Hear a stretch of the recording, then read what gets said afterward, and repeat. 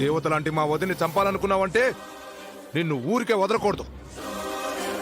అవును బాబాయ్, పిన్నిని చంపేయాలనుకున్న వాణ్ణి ఇక్కడే కొట్టి చంపేద్దాం. మా పిన్నిని ఎందుకు చంపాలనుకున్నావా? మా పిన్ని నీకేం ద్రోహం చేసింది?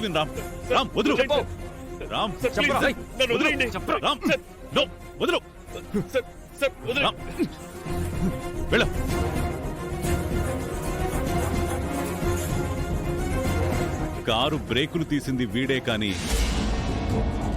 వీడికలా చెయ్యమని చెప్పింది వేరే వాళ్ళు. అంటే మహాన్ చంపడానికి ఎవరో కుట్ర పన్నారన్నమాట. ఎవరు సార్ వాళ్ళు? మా వదిన్ని చంపాలనుకుంది ఎవరు? వాళ్ళెవరో చెప్పండి సార్. మా పిన్ని జోలికి వచ్చింది ఎవరైనా సరే వదిలిపెట్టను.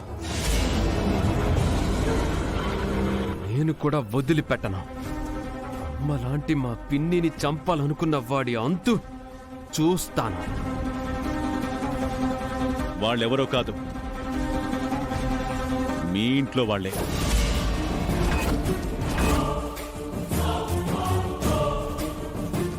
మా ఇంట్లో వాళ్ళ అంటే మా ఇంట్లోనే మహాకు శత్రువులున్నారా? మహాలక్ష్మి ఇంట్లో అందరికీ శత్రువు, మళ్ళీ తనకి ఇంట్లో శత్రువు కూడానా? ఉన్నారు సార్. వాళ్లే మేడం గారి కారు బ్రేకులు వీడితో తీయించి మేడం గారిని చంపాలనుకున్నారు. ఎవరు సార్ వాళ్ళు? ఎవరు? మా ఇంట్లో మా పిన్నిని చంపాలనుకున్న శత్రువులు ఎవరు? నీ భార్య సీత.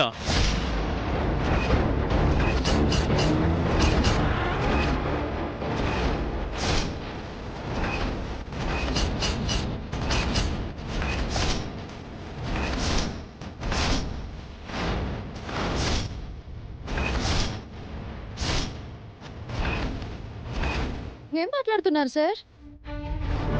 మా అత్తయ్యను నేనెందుకు చంపాలనుకుంటాను? నాకేంటి అవసరం? ఏమో, మీకేం అవసరం ఉందో మాకేం తెలుసు. ఊరికే నిందలు వేయకండి సార్. సీత అలాంటిది కాదు. తను ఎలాంటిదో వీడు చెప్తాడు.